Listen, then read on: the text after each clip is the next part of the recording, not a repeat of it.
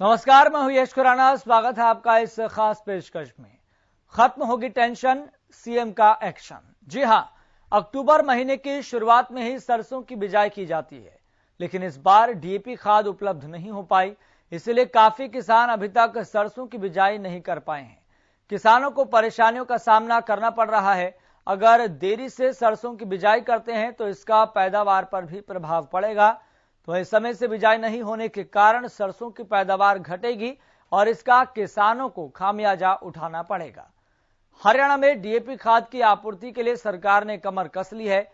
खाद की कमी को देखते हुए मुख्यमंत्री मनोहर लाल ने आज दोपहर को अपने आवास पर एक उच्च स्तरीय बैठक बुलाई है, जिसमें कृषि विभाग, पुलिस विभाग और अन्य आला अधिकारियों के साथ सीएम मंथन करेंगे कि संकट से कैसे निपटा जाए। तो हरियाणा में देखा जाए तो फिलहाल सबसे ज्यादा खाद की आपूर्ति सिरसा और भिवानी में है। बताया जा रहा है कि इस हाई लेवल मीटिंग में खाद की वैकल्पिक व्यवस्था करने पर भी विचार विमर्श किया जाएगा। सीएम ने भरोसा दिया है कि जल्द ही इस समस्या का समाधान कर दिया जाएगा।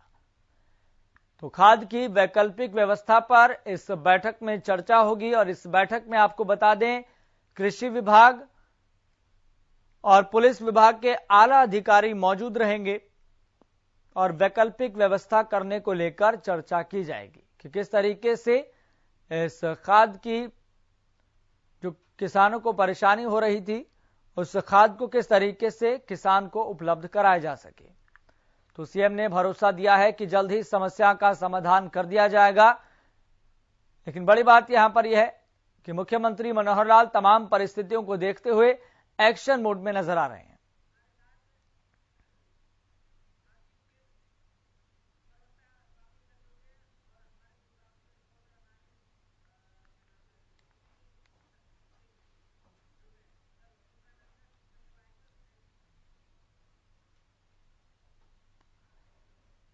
तो खाद की वैकल्पिक व्यवस्था पर चर्चा होगी और ये आज के परिदृश्य को देखते हुए बेहद महत्वपूर्ण एक सवाल बना हुआ है, किस तरीके से किसानों को खाद उपलब्ध करवाई जा सके और इसको लेकर मुख्यमंत्री मनोहर लाल एक्शन मोड में नजर आ रहे हैं। फिलहाल आपको बता दें कि इस विषय पर चर्चा करने के लिए हमारे साथ भाक्यू के राष्ट्रीय प्रवक्ता स्वामिंदर जुड़ गए हैं और इसके साथ साथ हमारे संवाददाता सुशील भी जुड़ गए हैं। स्वामिंदर जी, सबसे पहले आपका बहुत बहुत स्वागत है हरियाणा न्यूज पर। जी नमस्कार जी। स्वामिंदर जी, आपके पास लौटेंगे, इससे पहले हम अपने संवाददाता सुशील का रुख कर लेते हैं। सुशील, फिलहाल इस खबर को लेकर आपके पास जानकारी क्या है, क्या अपडेट है? चूंकि यहां पर मुख्यमंत्री मनोहर लाल एक्शन मोड में नजर आ रहे हैं तमाम परिस्थितियों को देखते हुए कि वैकल्पिक व्यवस्था के जरिए किसानों को खाद किस तरीके से उपलब्ध हो सके। बिल्कुल, ये देखिए, अक्टूबर की शुरुआत से ही सरसों की बिजाई शुरू हो जाती है और इसको लेकर डीएपी की आवश्यकता होती है। किसान डीएपी से निर्भर होते हैं और इस बार जब वो मार्केट में जा रहे हैं सरसों की बिजाई के लिए, खाद के लिए, तो उन्हें खाद उपलब्ध नहीं है, यानी डीएपी उन्हें नहीं मिल रहा है, जिसको लेकर कई ऐसी घटनाएं सामने आई है जहां किसानों ने सड़क जाम किया है, पुलिस के साथ मारपीट भी की है और सरकार के खिलाफ हल्ला बोला है। इस पूरे प्रकरण को देखते हुए मुख्यमंत्री से भी कई बार इस तरह के सवाल हुए। गुरुग्राम में जब सीएम साहब आए थे तो उनसे भी यह सवाल हमने पूछा था कि डीएपी को लेकर जो हाहाकार मच रहा है और भारतीय जनता पार्टी के ही जो विधायक हैं या जो नेता हैं वही सरकार पे आरोप लगा रहे हैं, डीएपी की डिमांड कर रहे हैं जिसकी पूर्ति नहीं हो रही है। तो उसको लेकर मुख्यमंत्री ने कहा कि इस संकट से जल्द उबरा जाएगा और इसको लेकर एक वैकल्पिक व्यवस्था भी की जाएगी। आज उन्हीं सब मुद्दों को लेकर 2 बजे के करीब में मुख्यमंत्री आवास पर यह बैठक होनी है और बैठक में जितने आला अधिकारी हैं वो शामिल होंगे, साथ ही पुलिस को भी इसमें शामिल किया गया है। देखिए, यहाँ पुलिस को शामिल करने के पीछे रीजन यह है कि अभी हाल ही में नारनौल में, महेंद्रगढ़ में जब डीएपी का वितरण हो रहा था तो किसानों ने हल्ला बोल दिया, तो वहाँ पुलिस कप्तान है, उनकी निगरानी में इसको दिया गया, बांटा गया, किसानों को दिया गया, जिसके बाद पुलिस की भूमिका इसमें अहम हो जाती है क्योंकि पूरे प्रदेश में इस तरह से हाहाकार मचा हुआ है। तो इसी को देखते हुए पुलिस अधिकारी को भी बुलाया गया है। साथ ही इसमें एक वैकल्पिक व्यवस्था की बात की जा रही है कि वैकल्पिक तौर पे क्या यूज किया जाए, यानी डाई अमोनिया फास्फेट जो डीएपी है इसके विकल्प में, अल्टरनेट में क्या यूज करें। तो सीएम ने पहले ही कई बार उन्होंने कह चुके हैं कि एसएसपी जो सिंगल सुपर फास्फेट है वो बिल्कुल डीएपी के बराबर है, और उन्होंने बताया है, और आज मुझे जहां तक उम्मीद है कि इसी के लेकर चर्चा होनी है, क्योंकि जो इसके कंटेंट्स है, जो SSP यानी सिंगल सुपर फास्फेट जो है, इसके 3 बैग और 1 यूरिया का बैग अगर मिक्स करते हो तो कंप्लीट डीएपी हो जाता है। यानी जो किसान डीएपी खरीदना चाहते हैं अपनी सरसों की बिजाई को लेकर या गेहूं की बिजाई को लेकर, तो अगर एसएसपी यूज करते हैं तो उससे उनका पूरा हो जाता है, और पैसे पर भी बिल्कुल सेम, कोई पैसे पर भी ज्यादा फर्क नहीं पड़ता था। एक बोरी डीएपी की जो कीमत होती है उसमें 3 बोरी एसएसपी और 1 बोरी यूरिया आ जाता है, तो यानी कीमत भी बराबर है। तो ऐसे में लोगों को कैसे प्रमोट किया जाए, किसानों को कैसे इस एसएसपी को प्रमोट किया जाए ताकि इस समस्या से निपटा जा सके, इस पर भी विचार होनी है। जैसे एक बात और आपको बता दूं कि पूरे हरियाणा में करीब 3 लाख मीट्रिक टन डीएपी की आवश्यकता होती है, जिसमें 2,70,000 MT यानी मीट्रिक टन गेहूं बिजाई के लिए यूज किया जाता है, जबकि 70,000 मीट्रिक टन जो डीएपी है वो सरसों की बिजाई के लिए यूज किया जाता है। किसान उस पर निर्भर होते हैं। पूरे प्रदेश में 3 लाख टन मीट्रिक टन की आवश्यकता होती है, और ये अक्टूबर का महीना चल रहा है, आज 24 अक्टूबर हो गए, और अभी तक जो हरियाणा सरकार के पास स्टॉक था वो 1,06,000 मीट्रिक टन का ही स्टॉक था। यानी अभी भी लोगों के पास सरकार के पास कहीं स्टॉक नहीं है। यही वजह है कि किसान सड़कों पे है, उन्हें डीएपी नहीं मिल रहा है। साथ ही सरकार ने एक और फैसला किया है कि जो इलाके हरियाणा के जितने जिले हैं सभी जिलों में सरसों की बिजाई नहीं की जाती, ऐसे में उनके जो स्टॉक है डीएपी के उनको तत्काल प्रभाव से वहां स्थानांतरित किया जा रहा है, वहां भेजा जा रहा है जहां डीएपी जहां सरसों की बिजाई होती है जिस जिले में, तो उन जिलों में उन स्टॉक को भेजा जा रहा है, और जिन जिलों में गेहूं की बिजाई होती है, सरसों की बिजाई नहीं होती, वहां पे उसके बाद देने की कोशिश की जा रही थी। लेकिन किसानों में जिस तरह से डीएपी को लेकर हाहाकार मचा, उसके बाद किसान ज्यादा से ज्यादा डीएपी खरीद कर स्टॉक कर रहे हैं। यह भी एक वजह है कि जिस कारण डीएपी की किल्लत हो गई है और लोगों में परेशानी है। तो निश्चित तौर पे यह भी कई ऐसे विकल्प है देखी जा रही है, और जो सरकार की आज मंथन है, जो सीएम साहब खुद इस मीटिंग को चेयर कर रहे हैं, खुद अध्यक्षता कर रहे हैं उस बैठक की, तो माना जा रहा है कि इसमें विकल्प बिल्कुल यहाँ पर जोर दिया जाएगा कि इस बैठक के बाद क्या फैसला निकलकर सामने आता है और इस महामंथन में क्या निर्णय लिया जाता है। सुशील, लगातार आप हमारे साथ बने रहिए, चूंकि हमारे साथ भाकियू के राष्ट्रीय प्रवक्ता स्वामिंद्र भी जुड़े हुए हैं। स्वामिंद्र जी, इस बार ऐसा क्या हो गया कि इस बार खाद की किल्लत हो गई? डीएपी खाद की किल्लत किसानों को देखनी पड़ रही है, परेशानियों का सामना करना पड़ रहा है, और बड़ी बात यहां पर यह है कि तुरंत प्रभाव से खुद मुख्यमंत्री एक्शन मोड में नजर आ रहे हैं, बैठक कर रहे हैं ताकि किसानों को कोई परेशानी ना हो। देखिए, ये आप सरकार की जो है सुस्त रवैया और किस प्रकार से सरकार जानबूझकर खेती को घाटे का सौदा करना चाह रही है, आप और हम इसको बेहतर समझ पा रहे हैं।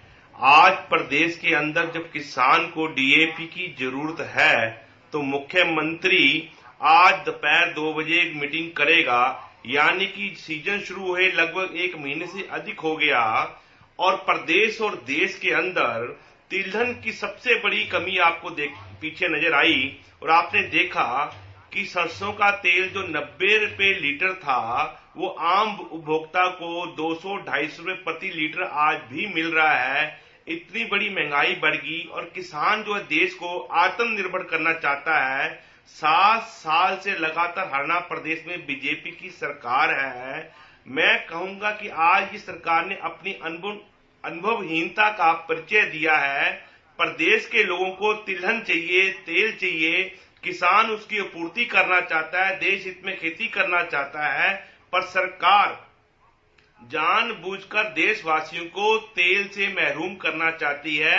बड़े बड़े उद्योगपतियों को देश और प्रदेश की जमीन जो है लूटने का मौका देना चाहती है, ताकि किसान जो है खेती से अपना मुंह मोड़ ले, और जो है प्रदेश की जो जमीनें हैं वो सस्ते भाव में पौने भाव में बड़े बड़े उद्योगपति जमीनें खरीद लें, और बाद में वो अपना कस्टल बनाकर प्रदेश के अंदर खेती करें और आम उपभोक्ता के भूख के ऊपर व्यापार हो।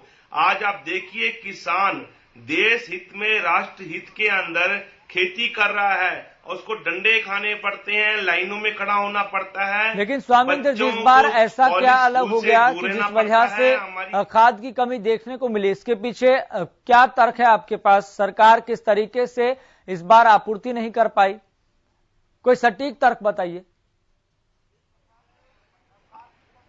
बिल्कुल, मैं आपको बताने जा रहा हूं, सरकार लगातार इन 3 काले कानूनों को लागू करना चाहती है। यही कारण है सरकार ने बड़े बड़े व्यापारियों को सांठगांठ की है। आप मुझे बताएं, आप खुद देख रहे हैं कि हर साल सरकार को इस खरीफ के सीजन में 3 लाख मैट्रिक टन डीएपी की जरूरत होती है गेहूं और सरसों की बुआई करने के लिए। आपके अभी कॉरेस्पॉन्डेंट ने बताया कि धरातल पे जाकर कि किस प्रकार का सरकार का जो गोदाम है खाली पड़ा है। पुलिस प्रशासन द्वारा खाद की सुरक्षा की जा रही है। किसानों को लंबी लंबी लाइनों में खड़ा करके जलील करके उनको मार मार कर पीट कर धक्का मुक्की करके उन्हें खाद दी जा रही है और सरकार के पास खाद नहीं है। आप ये बताएं, क्या ये खाद जो है किसान क्या इसको कंज्यूम करने के लिए ले रहा है, वास्तव में खेती के लिए ले रहा है, देश हित के लिए ले रहा है? आज बड़ी बड़ी कंपनियां इन खादों को ब्लैक मार्केटिंग के जरिए बड़े बड़े भाव में किसान को बेच रही हैं। किसान मजबूर है अन्य राज्यों से खाद लाने के लिए।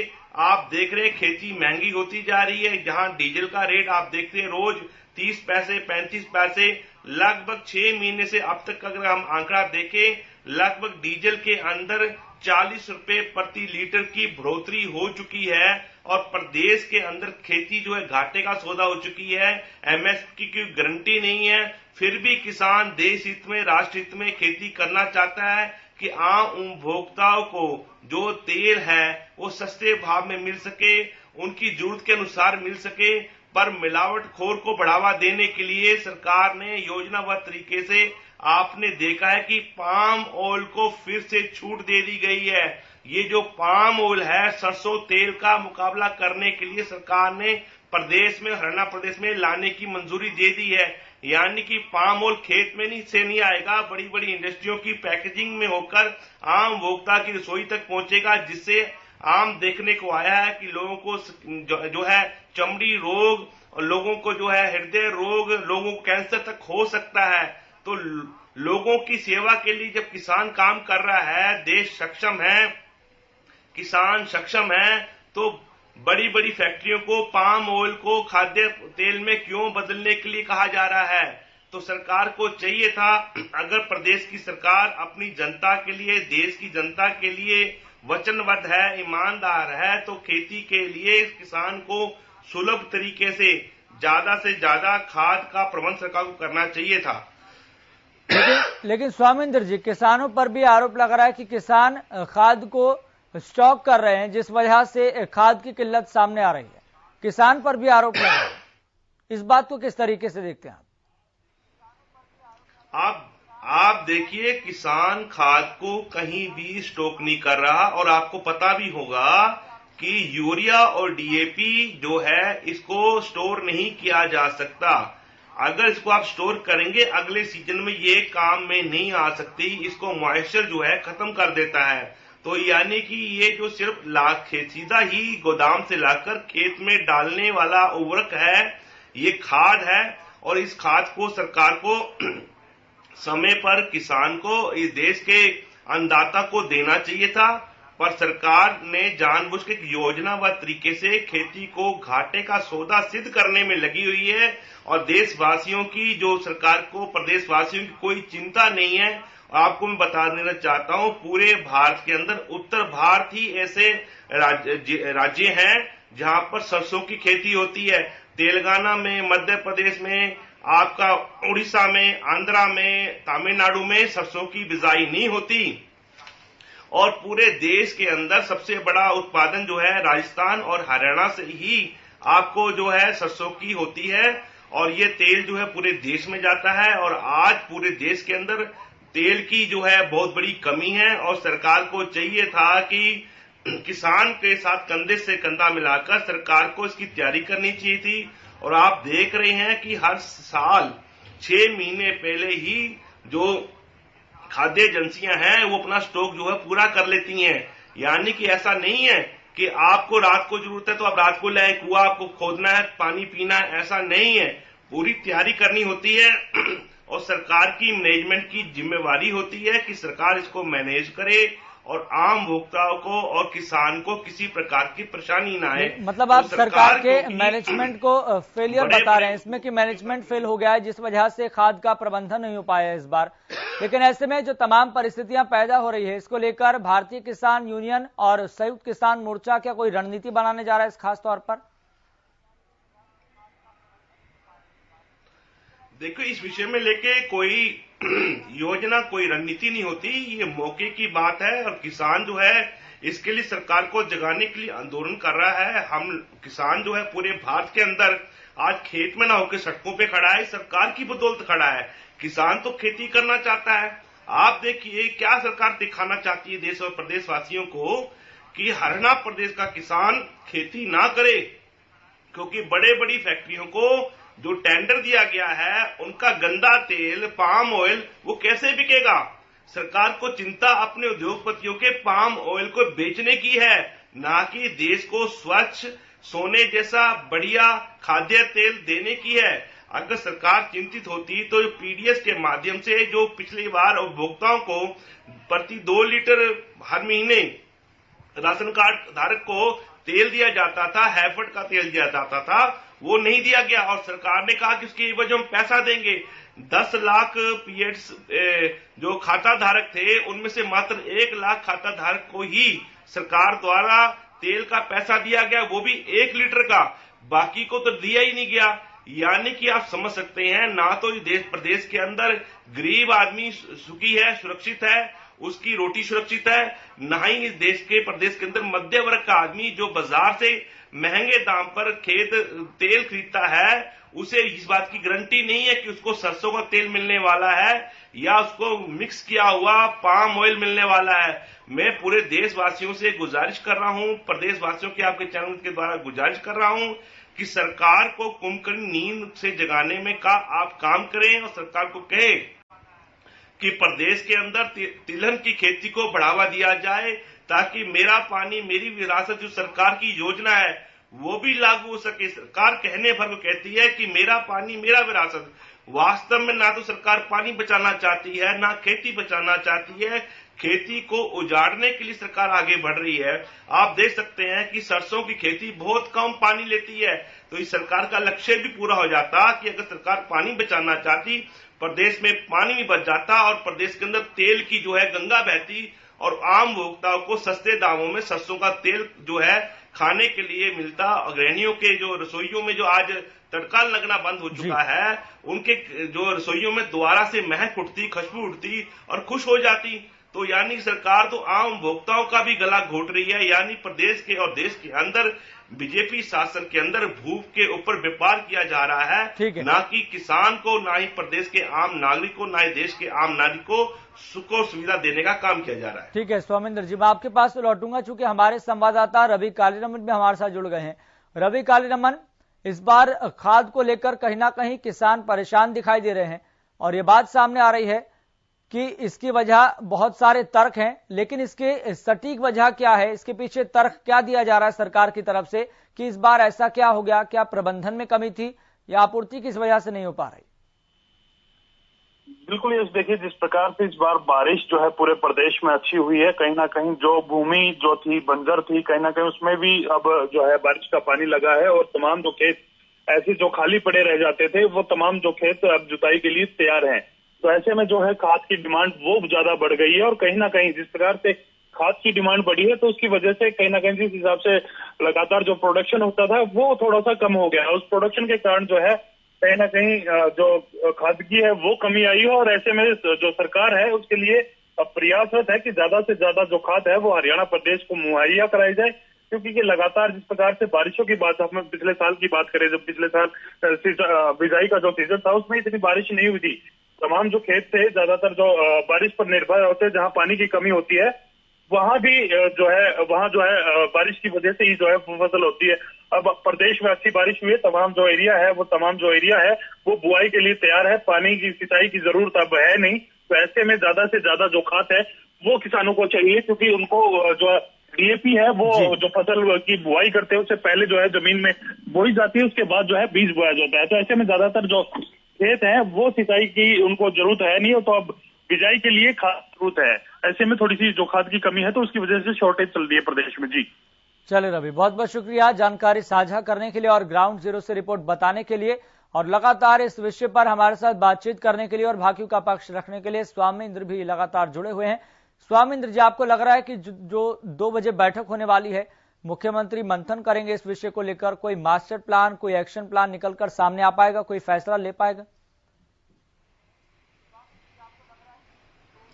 यश खुराना जी, लगातार आप भी देख रहे हैं, हम भी देख रहे हैं जी। इस सरकार के ढाक के 3 पात हैं। वास्तव में किसी भी प्रकार से ना तो युवाओं को इस प्रदेश के अंदर जो है उनके रोजगार सुरक्षित किए जा सके, ना ही कि जो कर्मचारी है उनके अधिकार सुरक्षित है, ना ही इस प्रदेश के अंदर किसानों के उपभोक्ताओं के अधिकार सुरक्षित है। सरकार सिर्फ खाना पूर्ति करती नजर आएगी। और आपने देखा कुछ दिन पहले हरियाणा प्रदेश के कृषि मंत्री ने कहा कि खाद जो है किसानों की वजह से लेट होगी। किसानों ने रेल रोको आंदोलन किया, इस वजह किसान के रेल रोकने की वजह से प्रदेश में खाद जो है सही समय पे नहीं आ सकी। तो आप समझ सकते हैं कि सरकार किस प्रकार से बातें कर रही है, सरकार क्या कहना चाह रही है। सरकार कहीं भी काम करती नजर नहीं आ रही, सरकार सिर्फ लोगों की परेशानियां बढ़ाती नजर आ रही है। और मैं उम्मीद करता हूं अगर माननीय मुख्यमंत्री में थोड़ी भी सहनशीलता है और संवेदना है तो सबसे पहले तो इस हुई लापरवाही के लिए वो क्षमा मांगे प्रदेश से और प्रदेशी किसानों से, और तुरंत जो सरकार के पास जो खाद है उसको किसानों तक पहुंचाने का काम करे, ना कि ये कहे कि ये उर्वरक मिला लीजिए, इससे भी वही काम हो जाएगा, उससे भी काम हो जाएगा। इससे किसान के ऊपर आर्थिक बोझ भी पड़ेगा और साथ में फसल का नुकसान होने का भी अधिक आशंका है। तो मैं ये चाहूंगा कि सरकार जो है सरकार की तरह काम करे, ना कि आपस में विरोधाभास में कि किसान आंदोलन कर रहे हैं, कई किसानों को फायदा ना हो जाए, किसान जो स्वावलंबी ना हो जाए, तो किस प्रकार से किसान को गरीब रखा जाए, उसी नीति पे काम करे जो पूर्व में होता रहा। और ऐसा हम नहीं चाहते कि सरकार ऐसा काम करे। हम सरकार से अनुरोध करते हैं कि तुरंत किसान को जो है खाद जो है समय पे मुहैया कराई जाए। चलिए स्वामिंद्र जी, बहुत बहुत शुक्रिया इस खास कार्यक्रम में जुड़ने के लिए और भाकियों का पक्ष रखने के लिए। तो यहां पर आपको बता दें कि 2 बजे बैठक होगी और इस 2 बजे की बैठक में कृषि विभाग और पुलिस विभाग के आला अधिकारी शामिल होंगे और खाद के विषय को लेकर इसमें तमाम पहलुओं को लेकर चर्चा की जाएगी। लेकिन देखना होगा इस महामंथन के जरिए कोई फैसला निकल पाएगा, कोई निर्णय लिया जाएगा या नहीं लिया जाएगा, ये देखने वाली बात होगी। लेकिन इसमें मास्टर प्लान की बहुत जरूरत है और एक्शन प्लान की बहुत जरूरत है, क्योंकि किसान लगातार परेशान है और किसान उम्मीद भरी निगाहों से सरकार की तरफ देख रहे हैं। फिलहाल मुझे दीजिए इजाजत, देखते रहिए हरियाणा।